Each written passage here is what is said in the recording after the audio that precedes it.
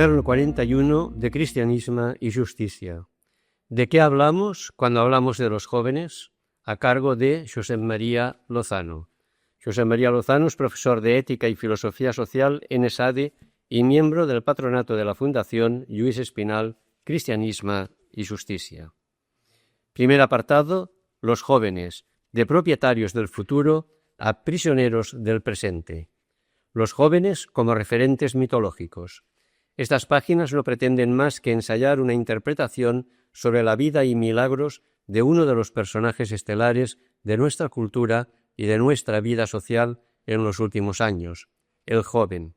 Llevamos ya muchos años en los que los jóvenes han sido una piedra de toque y a menudo la piedra de toque en lo que se refiere a los 1001 problemas y retos que se han ido planteando.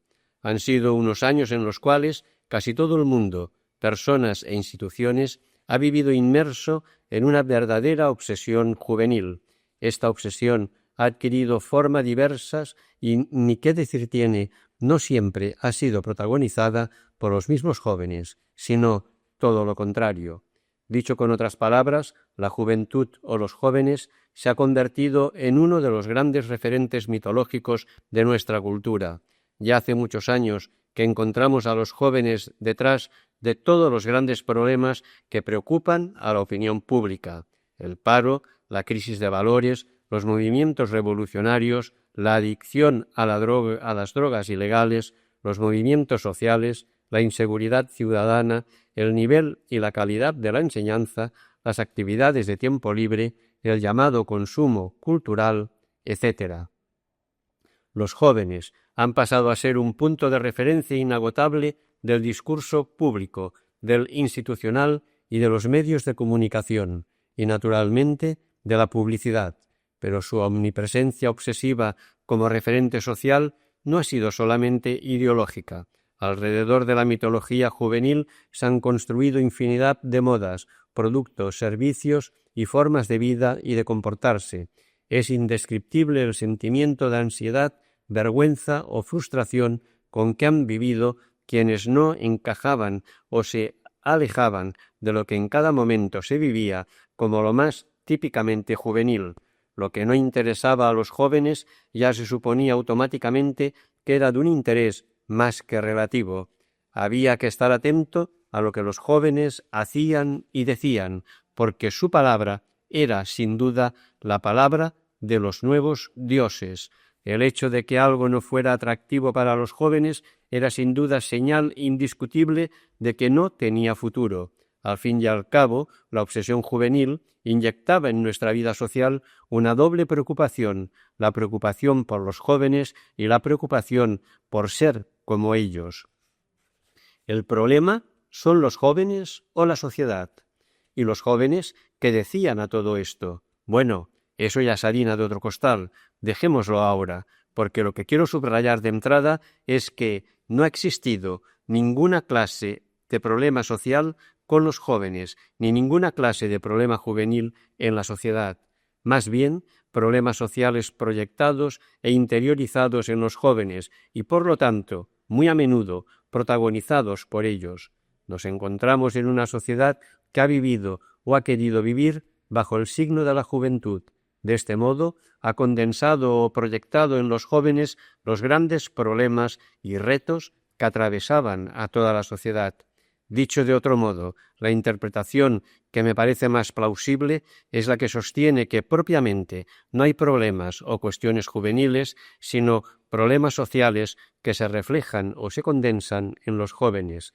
Condensación y reflejo, eso sí, que muy a menudo tiene unos rasgos propios y específicos, del mismo modo que se manifiestan con su propia especificidad entre otros grupos sociales y o generacionales. Pero en cualquier caso, lo que hay que decir desde el principio es que los jóvenes no anticipan el futuro, sino que concentran las tensiones del presente. Si la juventud ha sido simultáneamente una edad de moda y una edad modelo, lo ha sido en el marco de una sociedad que de manera cada vez más acelerada ha visto cómo se le hacían añicos los modelos de los que vivía y que podía ofrecer y ofrecerse.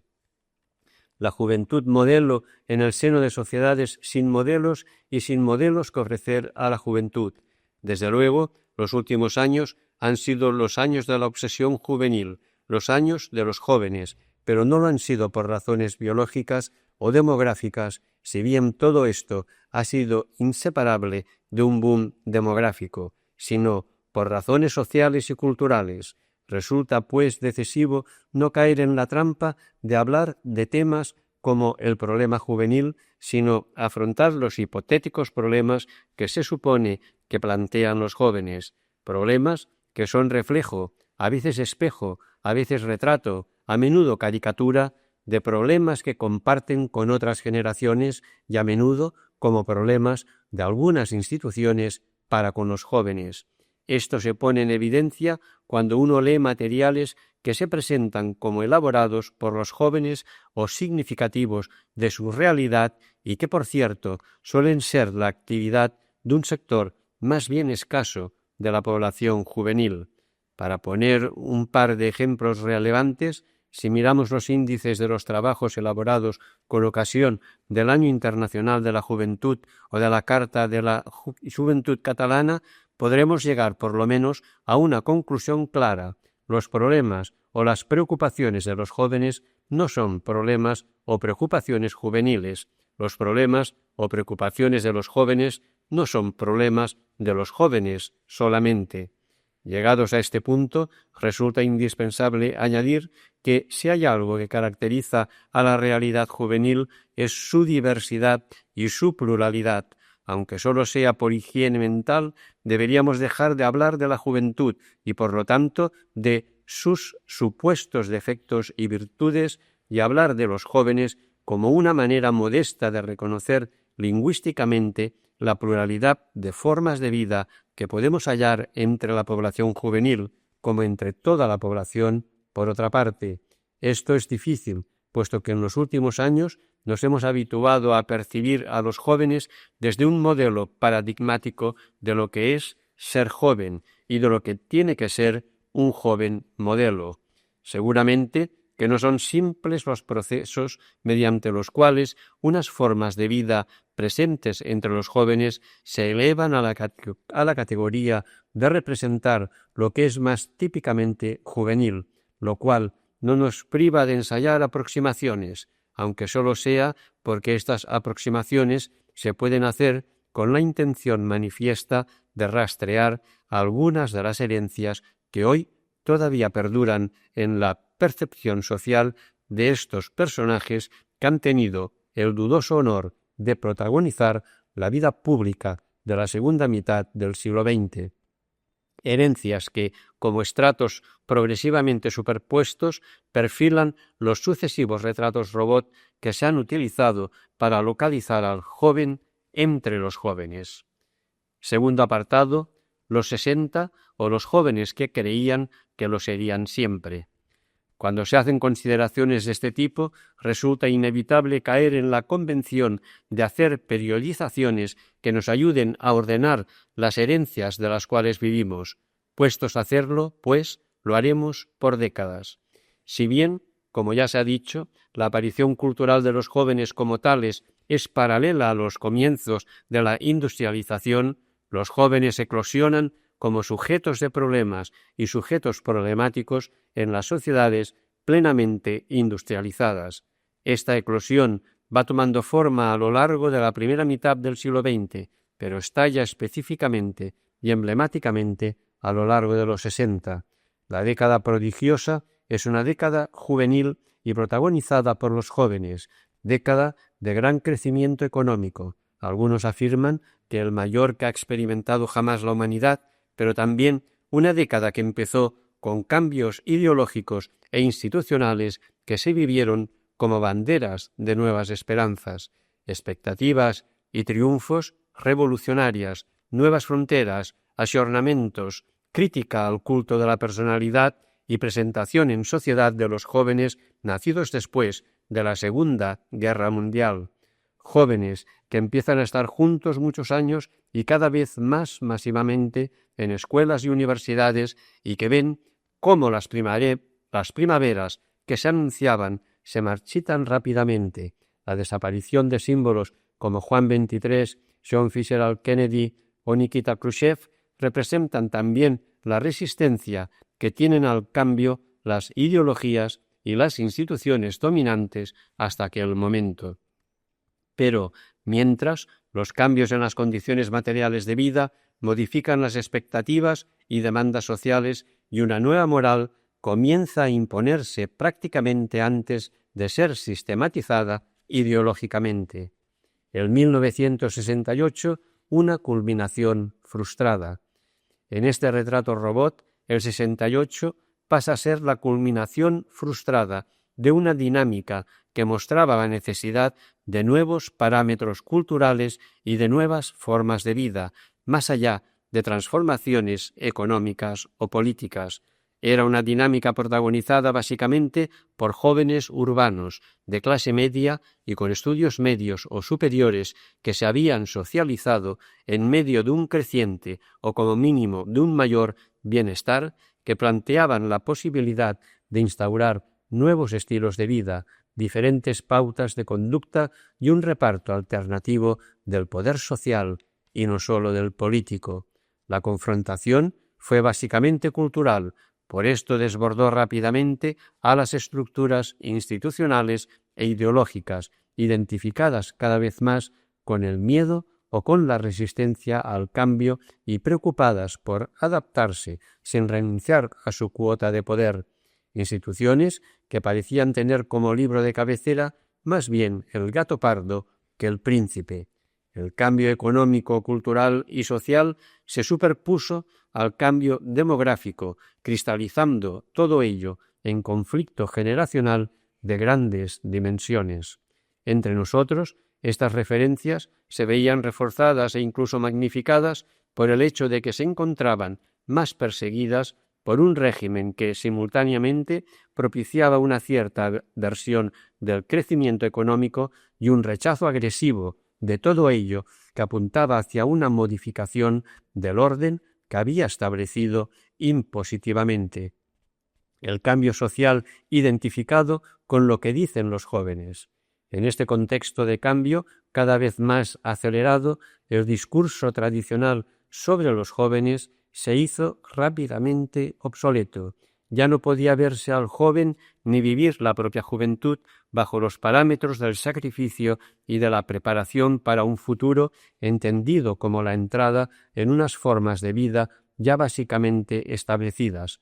Los jóvenes, algunos claro, aparecen como portadores del cambio social y vinculados a él, de manera que se acabe identificando el cambio social con lo que dicen y hacen los jóvenes, lo cual viene reforzado por la difusión indiscriminada que hacen de ello los medios de comunicación.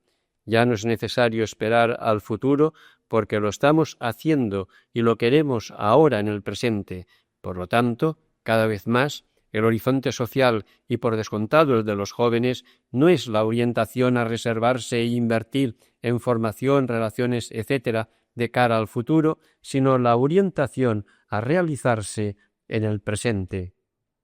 El cambio se orientaba no sólo a cambiar el mundo o las estructuras de poder, sino que pretendía ir más allá. Había que cambiar la vida, según se decía. Después fue la vida la que fue cambiando a muchos de estos jóvenes. La vida y la práctica cotidianas pasaron a ser vistas como el lugar de las transformaciones revolucionarias. La aspiración al cambio, pues, alcanzaba a todos los ámbitos vitales. Por lo tanto, las ideologías y las instituciones que hasta aquel momento habían pretendido ordenar el mundo y la vida se veían contestadas y desbordadas. Estalla la actitud contracultural, que más bien es una actitud que hace cultura a la contra, que se convierte en una clave de interpretación de propuestas, situaciones y conflictos muy diferentes e incluso contradictorios entre sí. Este dinamismo de cambio hace que se consideren como típicamente juveniles o típicos de la revuelta juvenil valores y actitudes que también asumen progresivamente otros grupos sociales e incluso valores y actitudes que ponen en marcha o potencian entre los jóvenes gentes que no lo son. Emergen nuevos valores personales y colectivos, valores que se presentan como aspiración y como crítica a los ya establecidos e institucionalizados en la familia, la escuela, la Iglesia o los partidos, valores personales de autonomía, creatividad, autenticidad, realización, valores colectivos de contestación, crítica al poder, contracultura, nuevas solidaridades, no violencia, y se hace de los jóvenes los portadores sociales de estos nuevos valores que tenían que renovarlo todo. En todas partes aparece una nueva izquierda, iglesia, pedagogía, pareja, incluso matemáticas, en una gran eclosión que afectaba a gente muy diversa, pero que tomaba como referencia a los jóvenes, es decir, a determinados jóvenes. En una rápida operación se identifica lo que es bueno con lo que es nuevo con lo que es joven, y así los jóvenes pasan a encarnar el bien social, entendido como cambio social. No nos ha de extrañar que se acabara planteando si los jóvenes eran una nueva clase y los nuevos sujetos revolucionarios, y al final nos encontramos con que la juventud deja de ser un lugar de paso y empieza a ser un punto de llegada o un referente último. Los jóvenes son el futuro, nos muestran el futuro. Lo que la sociedad llegará a ser ya lo tenemos ante nuestros ojos en los jóvenes. El modelo de joven. De este modo, cerrando el círculo, no solo el joven se convierte en modelo, sino que se construye el modelo de joven. Se diseña la imagen de lo que tiene que ser un joven que sea auténticamente joven, crítico, radical, con iniciativa, desinteresado, sin someterse a las instituciones, creativo, innovador de patrones culturales y no repetitivo, orientado a la utopía, independiente de padres, de educadores, etcétera, etcétera. Hoy, si algo tienen en común todas las críticas, preocupaciones o lamentos que se expresan hacia los jóvenes, en el fondo es esto: se han alejado de este modelo, no son críticos, no tienen iniciativa, viven ligados a los padres, son pragmáticos, y así podríamos seguir ad nauseam. ¿Y por qué un joven para ser joven y no un joven deteriorado, de segundo orden, echado a perder o incluso manipulado, tiene que corresponderse con este patrón? ¿Y por qué este perfil solo es deseable o rechazable entre los jóvenes? Como complemento, aparece una nueva actitud correcta de situarse ante este joven modelo. En la medida en que los jóvenes representan la superación de una sociedad eminentemente represiva, de lo que se trata es de evitarles al máximo posible todo tipo de traumas, frustraciones, represiones o imposiciones. Así, el problema y la preocupación central para con los jóvenes pasa a ser evitar toda clase de represiones política, moral, sexual, familiar, educativa, etc., con la creencia de que esta liberación, entendida como superación o supresión de la represión, emergerá de un modo casi automático todo lo que de bueno y de nuevo los jóvenes llevan y anuncian, y de este modo conseguiremos que el futuro llegue a nuestro presente. Tercer apartado: los 70 o los jóvenes que no supieron cómo serlo. Y desde luego el futuro llegó, pero cuando lo hizo no era como se había pensado. Muchos de los planteamientos anteriores se habían hecho desde la confianza implícita, cuando menos en el occidente desarrollado, de que el crecimiento económico era imparable. No es de extrañar, pues, que en el fondo se creyera que la prosperidad estaba casi garantizada definitivamente y que los cambios sociales debían promover valores que humanizaran la vida y las instituciones de la sociedad opulenta. Por eso era posible un constante ejercicio de ampliación de los horizontes mentales y de las experiencias vitales. De la utopía al consenso. Esto quebró a comienzos de los 70, pero la crisis tardó más en afectarnos a nosotros porque nuestras energías sociales se dedicaron a la transición política. Así, las movilizaciones durante el final del régimen se percibían como protagonizadas básicamente por jóvenes y por los que empezaban a dejar de serlo. En cualquier caso, asistimos a una verdadera multiplicación de iniciativas, actos y apariciones de asociaciones juveniles. Incluso hubo reivindicaciones que afectaban directamente a los jóvenes, como la que se refería a la mayoría de edad. Pero aquel momento inicial de vida acelerada en el que se vivió el deseo al máximo, porque todo el mundo podía proyectar en un cambio incierto la realización de sus deseos, acabó con fuertes sentimientos de frustración y con el descubrimiento repentino de que una nueva realidad, la crisis, había tomado posesión de nosotros y de nuestras vidas. La década termina con elecciones y con un proceso de reinstitucionalización que además se hace en nombre del consenso y no de la utopía. Por eso, cuando de repente empiezan a aparecer como moscas concejalías, consejos y direcciones generales de juventud, los parámetros dominantes de comprensión del hecho juvenil han mutado notablemente. Una generación relativamente joven ocupa el poder y es ocupada por él, quizás sin haber tenido mucho tiempo para pensar qué haría con el poder. En cualquier caso, este simple hecho biográfico hace ineludible creer que esta ocupación durará bastante y pone en cuarentena la creencia en un próximo relevo generacional. Diferencia entre desear, imaginar y gestionar. Sea lo que fuere, este contexto de crisis creciente, principalmente económica, y el súbito descubrimiento de la diferencia existente entre soñar, desear, imaginar o vivir a la contra, por una parte, y gestionar, negociar, armonizar intereses en conflicto o descubrir que no hay recursos para todo y todos, por otra, hace que cambien rápidamente los esquemas perceptivos de la realidad. Dos nuevos referentes aparecen como señales de identidad, el desencanto y el pasotismo. Si bien están interrelacionados, existen diferencias entre ellos, y quizás la más significativa es que el pasotismo se atribuye mucho más específicamente a los jóvenes. Propiamente, tanto estar encantado como desencantado son más bien estados de ánimo y maneras de sentir que no ideas o cosmovisiones. Sin embargo, son maneras de sentir que fácilmente se tematizan como ideas y pasan a ser claves de comprensión de la realidad y legitimaciones de renuncias o modificaciones en los comportamientos y las orientaciones vitales. El desencanto es la desvinculación vital hacia aquello que atraía o movilizaba en el campo social o político, y a menudo es debido a acciones o situaciones que niegan o desmienten lo que previamente se había vivido como encantador o cautivador. Si se definieron las revueltas del 68 como la toma de la palabra, el desencanto es el resultado de establecer una relación operativa y no verbal o imaginaria con el poder y de comparar o confrontar la toma de la palabra y la toma del poder como si estuvieran en el mismo nivel.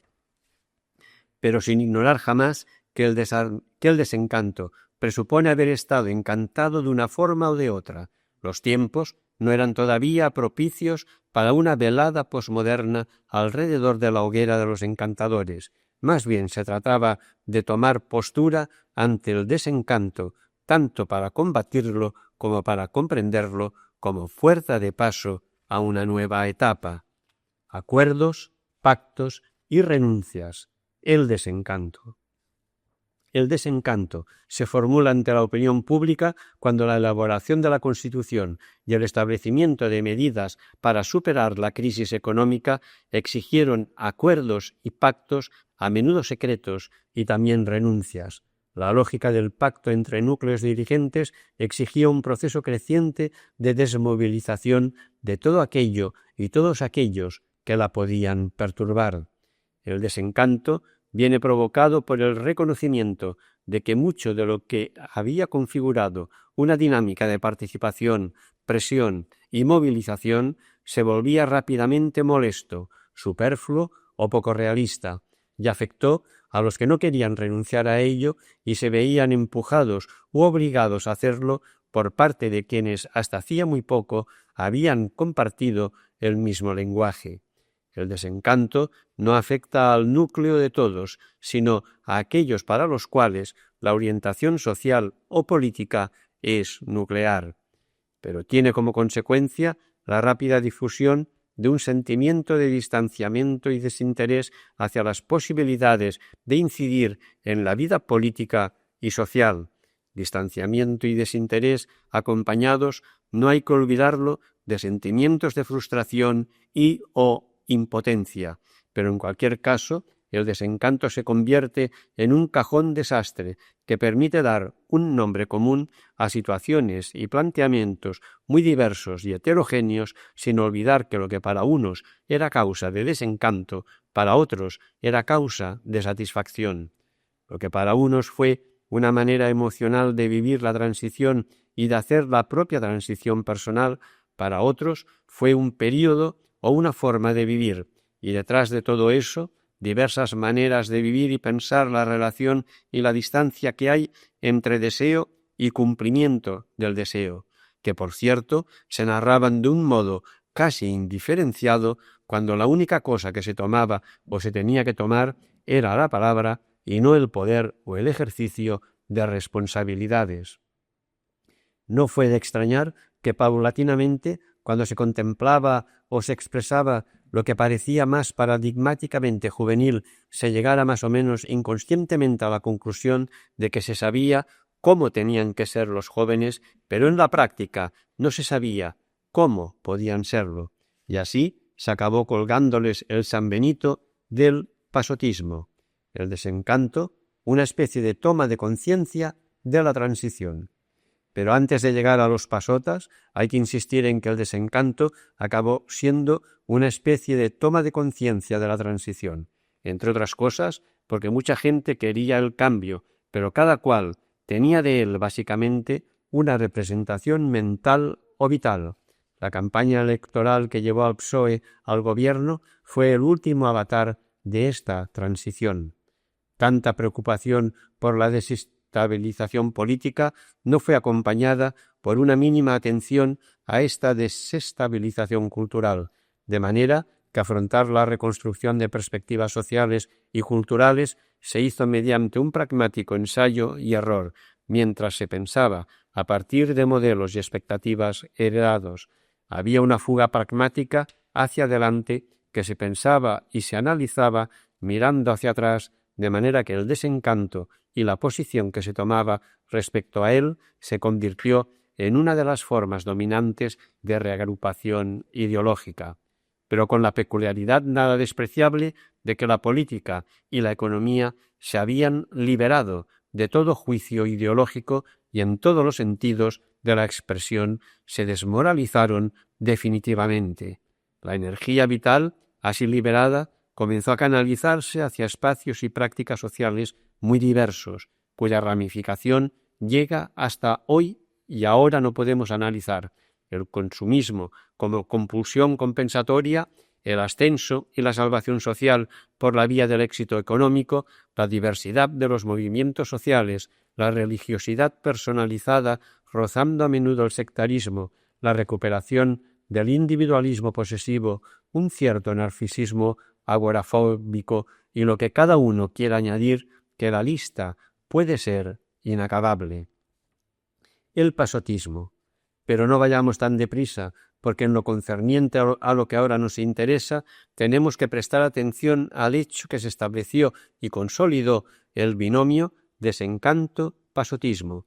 El desencanto es aquella actitud vital de desconectarse ante lo que atraía y o movilizaba, y que experimentan muchos de los que ya comienzan a ser exjóvenes.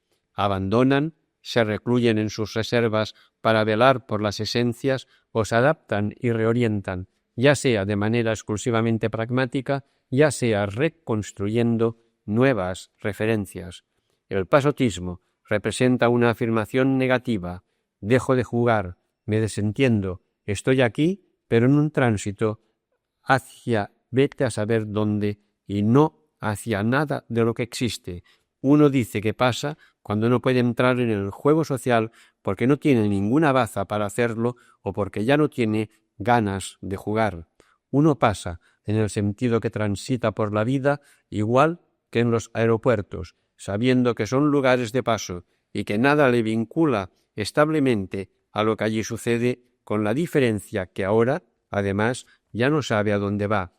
El desencanto, mezclado con la desorientación vital y agravado por una crisis económica que entonces ya lo atenazaba todo, cumplió su cometido. El desencanto como desvinculación y progresivo distanciamiento, y por lo tanto, como consecuencia, el pasar como una forma de afirmarse e identificarse desde la negación y el rechazo hacia la realidad dominante. Lo que hacía pocos años se había realizado como movilización social, ahora se realiza como desmovilización, y esta desmovilización acaba transformándose en una identidad vital. Esta identidad va configurando el paso de la desmovilización social a la renuncia de relaciones activas con el entorno. Determinado desinterés rápidamente se tradujo como no interés, y el yo paso de rápidamente se transformó en un yo soy o tú eres un pasota, de modo que en pocos años lo que empezó a ser un proceso de socialización entendido como transición hacia el pasotismo se convirtió en un proceso de socialización en el marco del pasotismo. El pasotismo y los jóvenes. Evidentemente, ni el desencanto afectó a todos, ni a todos de la misma manera, ni pasar fue una actitud habitual o dominante entre los jóvenes, pero sí que el pasotismo se transformó en el parámetro para valorar el comportamiento y las actitudes juveniles. Ser o no ser pasota se convierte en un elemento clave para comprender e identificar a los jóvenes y se acaba presentando, curiosamente, como si fuera una especie de opción y no, o como mínimo también, una forma de impotencia inducida.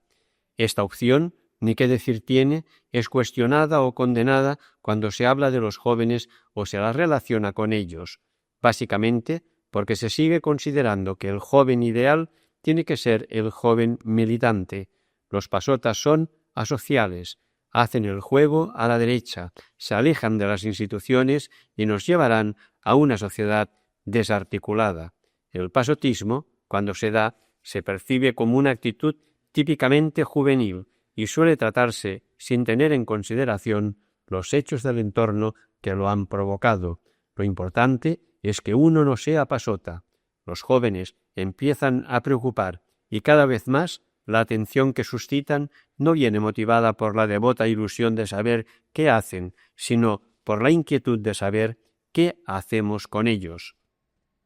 De esta manera, la actitud dominante, implícita, sigue siendo la devoción por los jóvenes supuestamente militantes, que son básicamente jóvenes organizados y vinculados a otras organizaciones e instituciones, y que por la misma razón son tratados con un cuidado exquisito, en especial si se tiene en cuenta que son un porcentaje, digamos, para ser generosos, minúsculo de la población juvenil.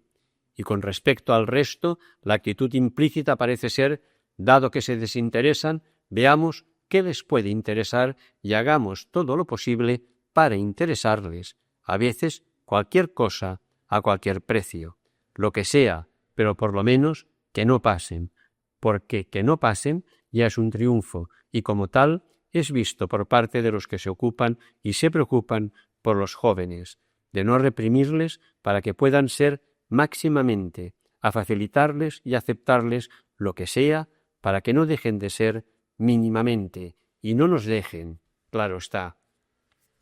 Cuarto apartado. Los 80 o los jóvenes que se encontraron condenados a serlo. En el paso de los 70 a los 80, un término fue la clave para explicarlo todo, la crisis.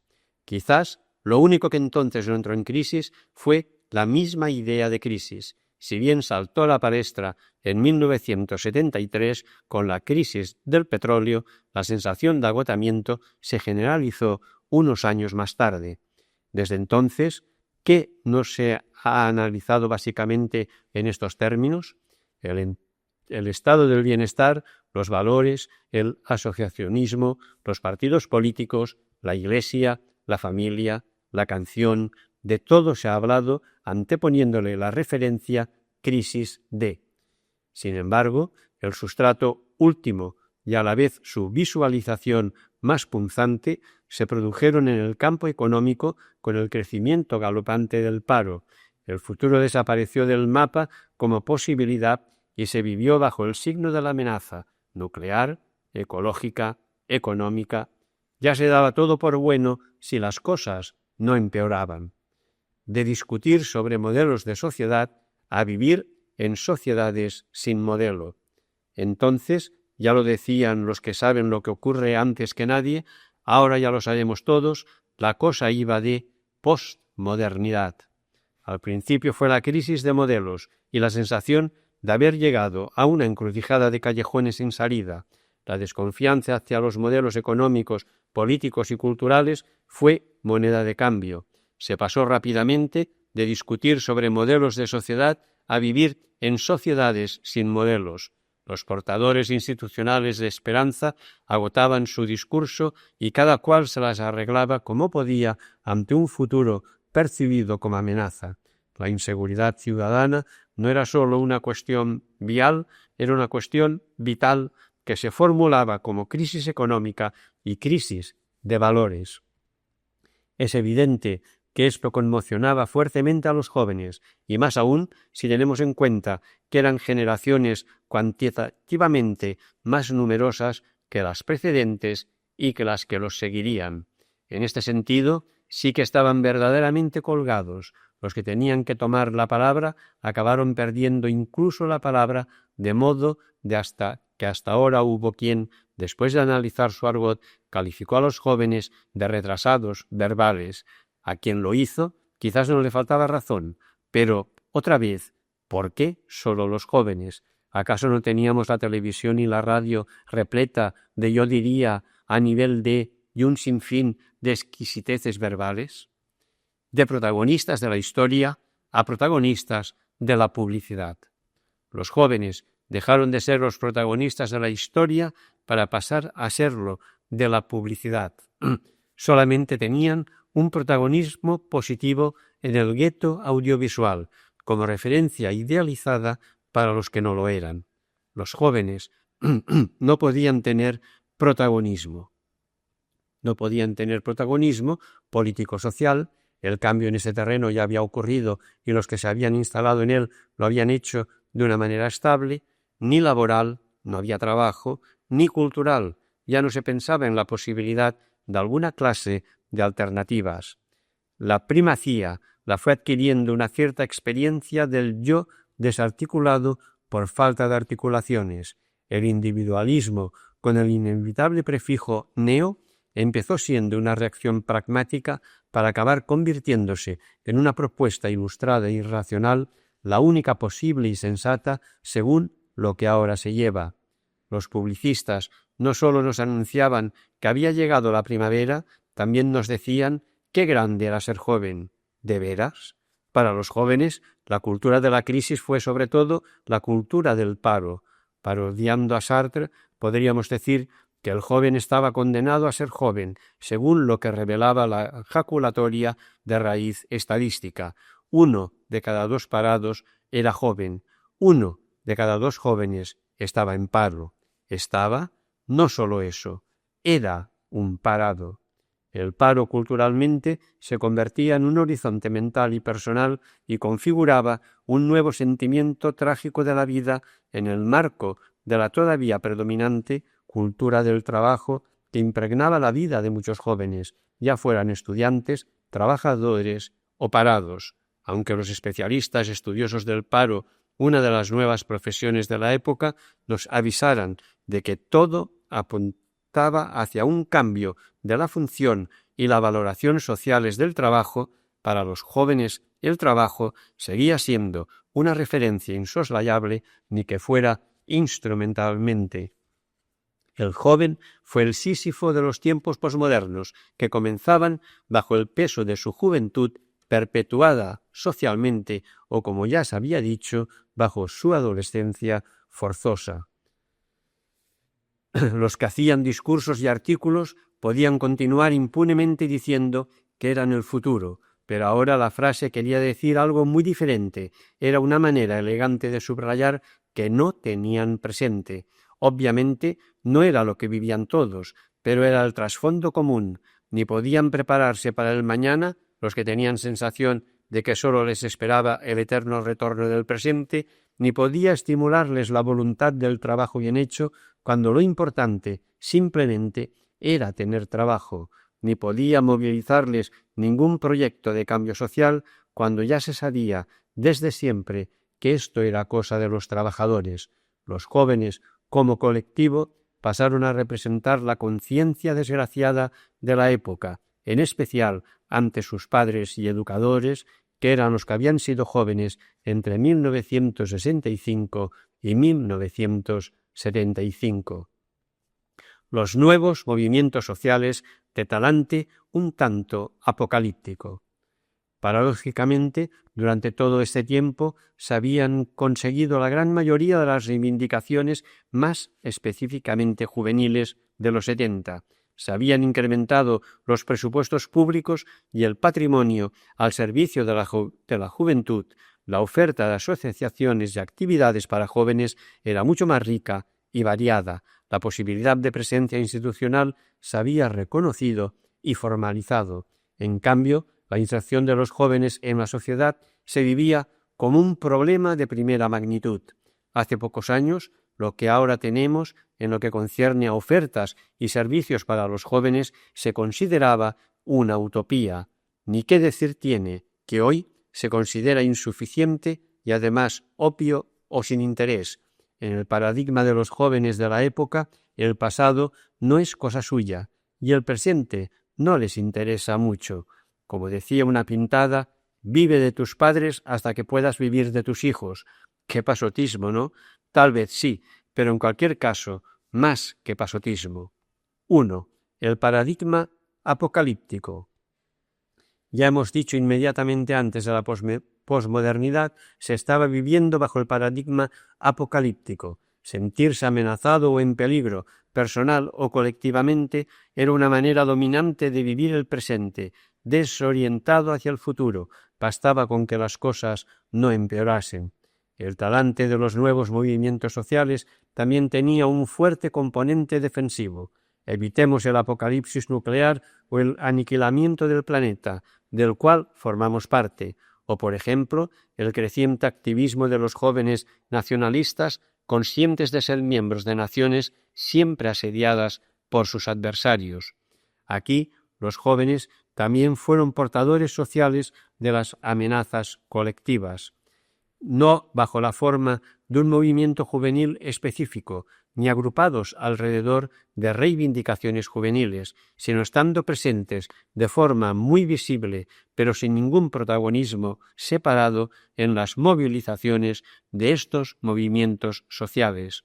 Movimientos de los que se decía y se dice que son especialmente atractivos para los jóvenes, lo cual es cierto si no se olvida que otros comportamientos y actividades, desde luego menos prestigiados ideológicamente, los movilizan tanto o más. 2. El paradigma de la amenaza. Pero sobre todo, los jóvenes pasan a ser vistos bajo el paradigma de la amenaza, lo cual puede constatarse atendiendo a dos indicadores complementarios, las noticias y las encuestas a la juventud. A. El protagonismo informativo de los jóvenes los presentaba como una fuente potencial y constante de peligros, o correlativamente como un ser continuamente rodeado de peligros y amenazas. ¿Qué temas se asociaban a los jóvenes? La droga, las sectas, el fracaso escolar, el paro, la delincuencia juvenil. Vaya caso este último. ¿Por qué no una delincuencia adulta, masculina o bajita, por ejemplo? ¿Es que eran mucho más delictivos los jóvenes que los adultos, los hombres o los bajitos? Claro que ya nos lo anunciaban las pantallas del cine, antes eran rebeldes sin causa y ahora perros callejeros. El joven era una fuente potencial de desorden y perturbación social. Cuando miles de jóvenes se reunían en un llamado aplec de l'esperit, buscando signos de esperanza, los periódicos no hablaban de ello, pero simultáneamente eran un titular destacado 3 jóvenes que habían maltratado a una anciana para robarle 4 chavos. B. Y de las encuestas a la juventud, que, ni qué decir tiene, que una de las actividades preferidas de los departamentos de las instituciones públicas cuando tenían cierta envergadura era hacer una encuesta sobre la juventud de su territorio. Así demostraban que se preocupaban por ella y mostraban a la opinión pública cómo eran sus jóvenes. Estas encuestas, por cierto, quizás sí que nos decían algo sobre cómo eran los jóvenes, pero lo que es seguro es que también nos decían cuáles eran las preocupaciones o las obsesiones del investigador hacia los jóvenes y cómo él contribuía a construir su perfil, de manera que nos íbamos atiborrando de datos sobre cuáles eran las actitudes y las valoraciones de los jóvenes hacia las instituciones de las que se alejaban, partidos, sindicatos, iglesias, escuelas, y sobre todo los comportamientos y preferencias de los jóvenes en lo que se refiere al tiempo fuera del control institucional. Así, se produjo una inclinación ambiental. Lo máximo que puede esperarse de un joven no es que sea, sino que no sea. Padres, educadores y responsables orientan sus esfuerzos y preocupaciones a evitar que los jóvenes sean drogadictos, parados, fracasados escolares o marginados. La marginalidad, alcanzada o evitada, es una clave de lectura dominante y un modelo de referencia, de manera que si esto se evita ya es un éxito, lo que convierte en exitosas, soportables o aceptables formas de vida y de comportamiento que, como mínimo, merecerían ser discutidas. Si la situación no es desastrosa, la reacción es de conformismo ante lo que él o la joven es, porque siempre podría ser peor. Se había pasado de creer que eran fuente de las más altas exigencias a creer que cualquier exigencia para con ellos podría ser más perjudicial que otra cosa, porque podría provocar la ruptura de un equilibrio más que inestable. Quinto apartado: la construcción social de la identidad juvenil. En la construcción social de la identidad juvenil sucede algo muy parecido a lo que sucede en la construcción de la identidad personal. La identidad se reduce a unos pocos rasgos característicos que permiten que las personas y los grupos se reconozcan a sí mismos y sean reconocidos por los demás en un proceso inacabable de interacción personal y social. Evidentemente, en la vida de las personas y de los grupos hay muchos otros rasgos relevantes y, sobre todo, les es posible desarrollar o activar capacidades no reconocidas en los rasgos básicos de la identidad, cuando la caricatura se vive como retrato. En cualquier caso, si existen a menudo se hace remitir o quedan absorbidos por los paradigmas que en un momento dado se convierten en el punto de referencia desde el cual las personas y los grupos son juzgados y reconocidos. Gracias a eso, paradójicamente, cada cual es como es en este proceso que inevitablemente, a base de subrayar determinados rasgos, ilumina la realidad a cambio de dejar un buen número de elementos difuminados o perdidos en las sombras. No se puede iluminar sin crear sombras, de manera que lo que vemos tiene base objetiva, pero no es toda la realidad. Lo malo es cuando la manera dominante de iluminar no nos ayuda a ver claro. Así, en una estratificación acumulativa, el militante comprometido, el pasota y el amenazador amenazado han sido elevados a la categoría de clave de comprensión de la realidad juvenil, lo cual ha permitido reducir mucho más de lo imprescindible el pluralismo de formas de vida presentes entre los jóvenes a los rasgos básicos de cada momento, y ni todos los jóvenes se reflejan en ellos, ni todo en los jóvenes se corresponde con ellos, pero así se ha ido tirando. Estos subrayados, en muchos momentos, han sido útiles como principio heurístico, en la medida que hacían caer en la cuenta de rasgos relevantes. Pero cuando la caricatura se presenta o se vive como retrato, hace pasar gato por liebre y provoca dos distorsiones considerables. Absolutiza determinados rasgos como definición objetiva y separa socialmente a los jóvenes bajo la pretendida caracterización de una subcultura juvenil, de modo que se percibe lo que es un proceso de transición proyectando una identidad cerrada y autosuficiente y se define desde ella, de manera que ser joven, paradójicamente, acaba siendo un final de trayecto o un hecho diferencial. Pensar el futuro a través de los jóvenes. Detrás de todo esto, la funesta manía de establecer vínculos indisociables entre juventud y futuro, y así se consolida el hábito de pensar el futuro a través de los jóvenes y los jóvenes a través de las imágenes que nos hacemos del futuro. Hábito indisociable de la creencia, esperanzada o angustiada, depende en que de la descripción de los jóvenes de hoy podemos deducir el futuro social que nos espera, lo cual se traduce, por ejemplo, en la neurosis de identificar el futuro de una institución o entidad con la capacidad que tienen de atraer a los jóvenes, hasta el punto que construir el futuro a menudo consiste en potenciar lo mejor y evitar lo peor que vemos en los jóvenes, pero eso que vemos es inseparable de los futuros que imaginamos, un círculo vicioso, vaya. Pero pensemos, por ejemplo, en las sucesivas cuestiones estelares en el ámbito educativo, desde la sexualidad hasta la informática, pasando por el tiempo libre.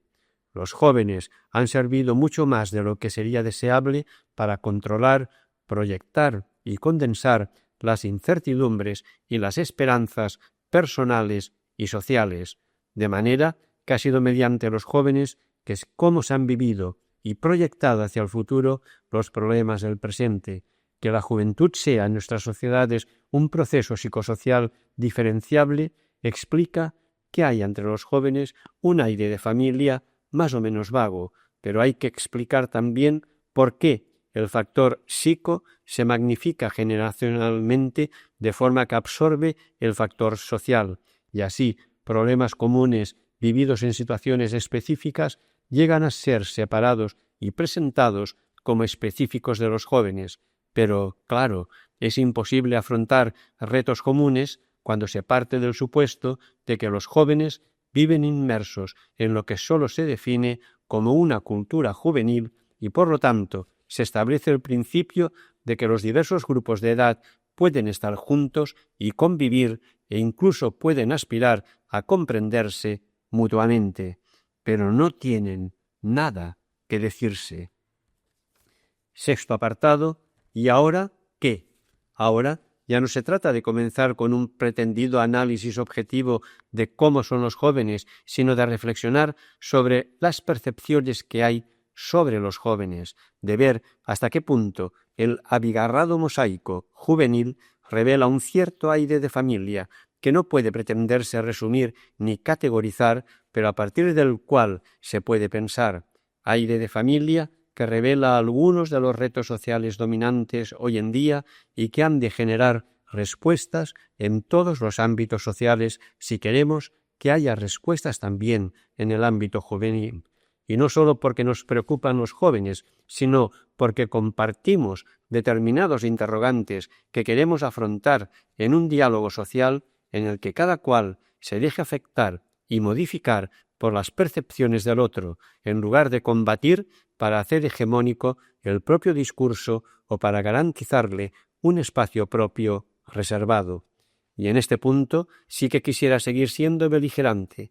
Creo que se ha producido un cambio lo suficientemente importante que afecta al aire de familia de los jóvenes y que este cambio realmente existente aún no ha sido asumido por lo que se refiere a la manera cómo se abordan las relaciones con los jóvenes y a la manera cómo son percibidos. Curiosamente, la tendencia a creer que los problemas de los jóvenes son tan solo problemas juveniles bloquea la autorreflexión y facilita que siempre se llegue tarde. ¿Cuál es este aire de familia? A mi modo de ver, y simplificándolo mucho, el siguiente. Hemos pasado de unas generaciones de jóvenes que tenían o habían tenido como problema central la represión, política, sexual, moral, familiar, educativa, a unas generaciones que tienen como problema central la identidad. Y lo malo es que aún se les trata, analiza o pretende educar como si la cuestión central fuera la represión, ya sea para superarla, ya sea para evitarla, lo cual no tiene por qué sorprendernos si tenemos en cuenta que los padres y educadores de hoy siguen percibiendo a los jóvenes desde el tipo ideal de joven forjado en su propia juventud, ya sea ilusionándose con cualquier indicio de compromiso o de militancia, ya sea para combatir el pasotismo, ya sea para conformarse con cualquier cosa con tal de que no pasen muchas desgracias. Cuando hablo de identidad es para expresar mi intuición de que hoy los jóvenes, más que vivir una situación de crisis o de desestructuración, parecen aestructurados, sin identidades ni referencias claras y distintas, y con la tranquila aceptación de quien no lo vive como una pérdida, sino como su normalidad vital. El problema de la identidad no es vivido con ninguna clase de sentimiento trágico o desgarro, pero ahí está con una especie de aceptación conformada, ya que se apoya en la seguridad de que la vida da lo que da de sí, y no se trata de preocuparse por el mero gusto de hacerlo. No han pasado por ninguna crisis, entendida como el rechazo, la crítica o la reconstrucción de un sistema de valores más o menos articulado, y esto quizá los diferencia. Han nacido y crecido en el pluralismo y en el estallido de las cosmovisiones o sistemas de creencias, y la necesidad de aprender a vivir en este nuevo ecosistema axiológico la comparten con todo el mundo. Son producto de una especie de gran explosión cultural e ideológica. Este espectacular Big Bang ha afectado ante todo a lo que había funcionado hasta ahora como referente en la construcción social de la identidad, las ideologías como modelos de sociedad y las morales como proyectos normativos de vida. La configuración consciente de identidades se encuentra ahora en suspenso y se deja en manos de las inercias y de los tanteos de la vida, a una sociedad cada vez más corporativa con respecto a las relaciones de poder y a la negociación de intereses. Le corresponde una sociedad cada vez más tribal desde el punto de vista cultural en el marco arrasador de la cultura de masas. Si la identidad es también etimológicamente inseparable del identificarse positiva o negativamente, ahora la propia posibilidad de hacerlo es lo que se pone en cuestión, de manera que se deja casi por inútil. No ha de sorprendernos la creciente dificultad que tanta gente experimenta cuando trata de explicar inteligiblemente no cómo vive, sino de qué y para qué vive en el fondo, y no digamos cuando pretende que le entiendan los jóvenes. Tal vez la afición actual por la velocidad no sea sino un síntoma más de que lo que de verdad nos causa pánico es pararnos y pasar un rato con nosotros mismos sin tener nada que hacer. Procesos generadores de identidad. En medio de este Big Bang cultural e ideológico, los procesos generadores de identidad son más que precarios, y no es de extrañar que hoy por hoy oscilen entre identidades fundamentalistas, religiosas, nacionales, etc., e identidades dispersas. El fundamentalismo y la dispersión son hoy en día las dos opciones dominantes en lo que concierne a la identidad, aunque se presenten bajo la forma de pluralismo. Pluralismo público entendido como acotación de espacios incomunicados entre sí, pluralismo privado entendido como uso simultáneo de parámetros diferentes e incluso contradictorios según los ámbitos vitales. Este pluralismo desarticulado y desarticulador no es de extrañar que a menudo se interiorice, también entre los jóvenes por lo tanto, como dispersión o perplejidad axiológica y motivacional, y como apología del presente, de lo que me va y me funciona. Podría ser de otro modo. Solo hay que ver cómo, en justa correspondencia, los debates educativos no suelen ser debates sobre la formación, sino sobre la adquisición de los saberes instrumentales y las habilidades operativas más adecuadas. Si estas intuiciones son mínimamente adecuadas, creo que es previsible que esta demanda no satisfecha de identidad provoque a medio plazo una reanudación del debate sobre la formación moral en la educación. El reto y el problema es cómo y en qué contexto se llevará a cabo. La climatología vital dominante es, por tanto, una especie de desarraigo inseparable de una inmersión de talante inmediatista en el flujo de la vida, un flujo hecho de acontecimientos no muy trascendentes. Ahora no se trata de generaciones que hayan pasado del no tener al tener o lo hayan conseguido trabajosamente. Todo lo contrario. Una generación para la cual el consumo es un dato cultural asumido. Es su verdadero estado de naturaleza, casi un derecho interiorizado, sin conciencia refleja y vivido como una realidad independiente de lo que son las condiciones del consumo, la producción y el trabajo. Hasta cierto punto podría decirse que la relación con las creencias y los valores es similar a la oferta del mercado. Todo el mundo dice que lo que ofrece es lo mejor, pero cada cual escoge lo que le conviene, lo que más le atrae o lo que cree mejor, y todos escogen, por cierto, una plural variedad del mismo tipo de productos. Todos somos igualmente diferentes.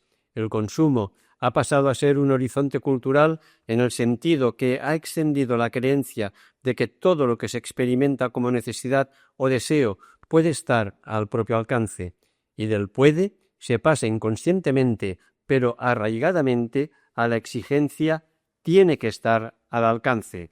Recibir bienes y servicios es experimentado como un derecho coherente con una sociedad más preocupada por los derechos de los consumidores que por los derechos humanos, de manera que aquellos que los proporcionan no hacen más que cumplir con su obligación. Lo extraño sería lo contrario, y en cualquier caso se critican las insuficiencias. El consumo aporta otro elemento decisivo en los procesos de identificación juveniles. Ya hemos señalado la fuerza separadora que ha tenido la creencia en que hay una cultura específicamente juvenil de la cual se puede ser testigo o acompañante más o menos privilegiado, pero con la cual no pueden establecerse relaciones que comporten una implicación mutua.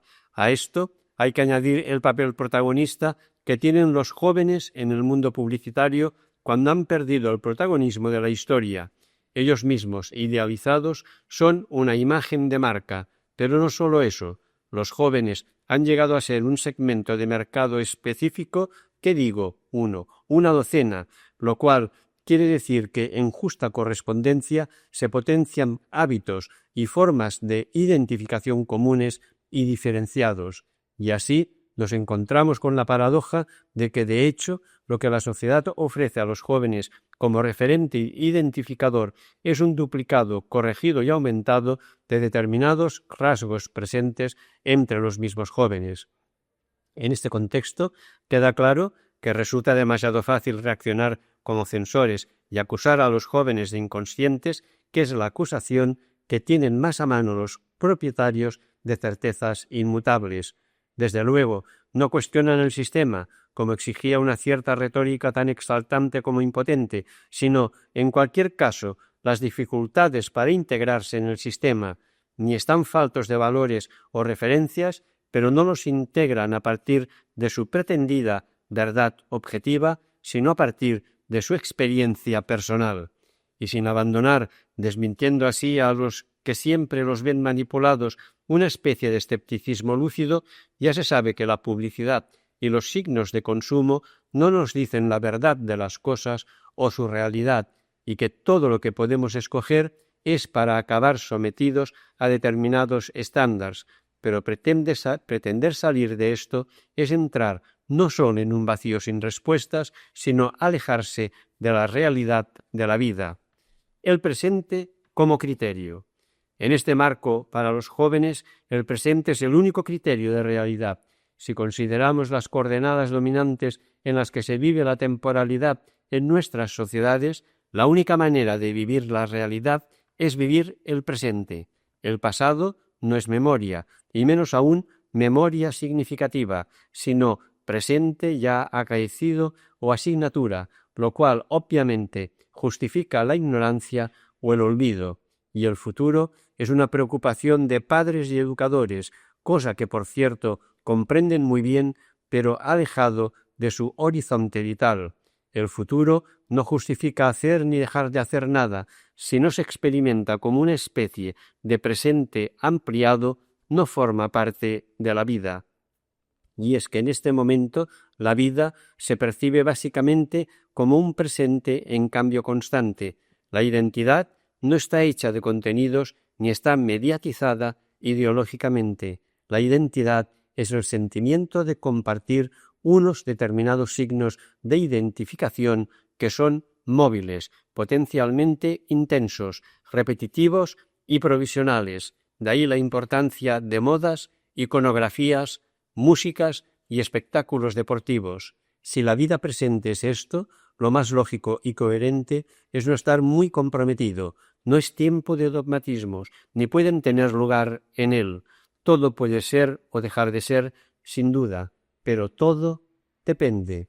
Hay, por tanto, una energía latente que también se puede canalizar o adherir a cosas muy diferentes. En cualquier caso, la clave para comprenderlos o tratar con ellos no son las ideas, sino las experiencias y los espacios significativos, y los vínculos más reales los tienen con quien comparten experiencias y espacios significativos y no con los que conviven durante más horas. La cuestión, por tanto, no es sólo lo que dicen, hacen o dónde pasan más tiempo, sino cuáles son sus experiencias significativas de más o menos intensidad y o calidad. La identidad, siempre potencialmente móvil, es el resultado de compartir signos o referencias identificadores, de ahí su insensibilidad más que rechazo ante las vinculaciones y los lazos ordenados y o reguladores, y su identificación más o menos episódica con propuestas de fuerte componente emocional y con cohesión no ideológica. No solamente música y deportes, también ecología, nacionalismo o religión, siempre con un componente de espectáculo actualizador de la vida del que forman parte y en el que se reconocen.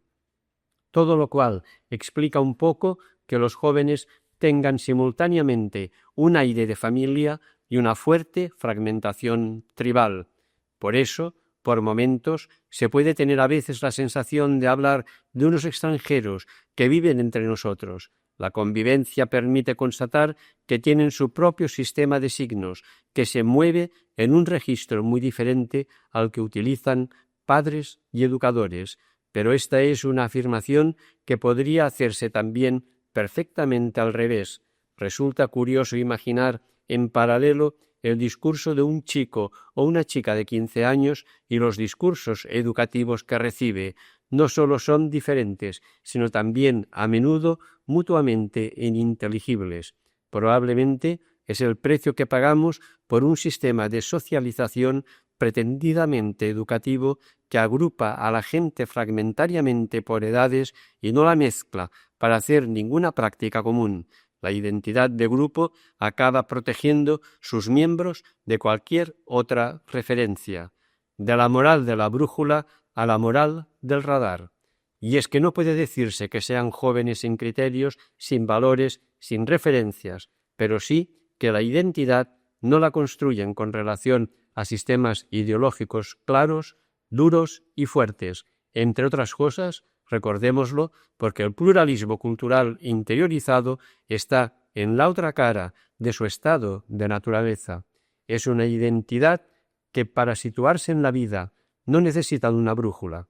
Saben moverse, nadie lo duda, pero no con brújula, sino con radar. Van emitiendo y recibiendo mensajes y signos, y a partir de ellos van modificando su posición.